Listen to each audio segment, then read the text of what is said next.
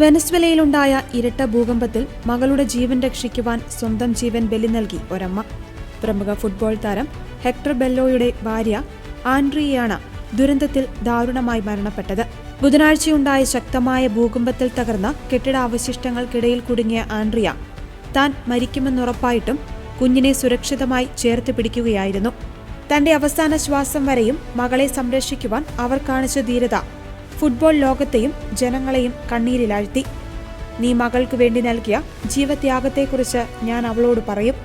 മരണത്തിന്റെ വക്കിലും അവളോടൊപ്പം നിന്ന ധീരയായ അമ്മയായിരുന്നു നീയെന്ന് ഞാൻ അവൾക്ക് പറഞ്ഞു കൊടുക്കുമെന്ന് സോഷ്യൽ മീഡിയയിൽ പങ്കുവച്ച ഹൃദയഭേദകമായ കുറിപ്പിൽ ബെല്ലോ കുറിച്ചു.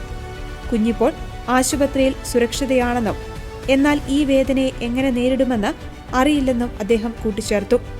തലസ്ഥാനമായ കാരക്കാസിന് സമീപമുണ്ടായ ഇരട്ട ഭൂകമ്പത്തിൽ ഇതുവരെ 920ഓളം പേർ കൊല്ലപ്പെട്ടതായാണ് റിപ്പോർട്ട്.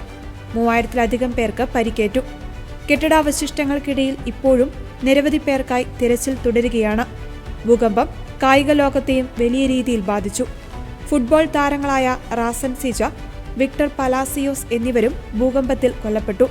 കൂടാതെ മുൻ മിസ് വെനസ്വേല ജിസൽ റയസിന്റെ മാതാവും ദുരന്തത്തിൽ മരണപ്പെട്ടു. ഭൂകമ്പത്തെ തുടർന്നുണ്ടായ ആഘാതത്തിൽ ഹൃദയാഘാതം മൂലമാണ് അവർ മരണപ്പെട്ടതെന്ന് ജിസൽ പറഞ്ഞു. തകർന്ന കെട്ടിടങ്ങൾക്കിടയിൽ നിന്ന് ഇനിയും മൃതദേഹങ്ങൾ പുറത്തെടുത്തുകൊണ്ടിരിക്കുകയാണ്. മരണസംഖ്യ ഇനിയും ഉയരുവാൻ സാധ്യതയുണ്ടെന്ന് അധികൃതർ മുന്നറിയിപ്പ് നൽകി. വലിയൊരു ദുരന്തത്തിന്റെ നടുവിലാണിപ്പോൾ വെനസ്വേലയിലെ ജനങ്ങൾ.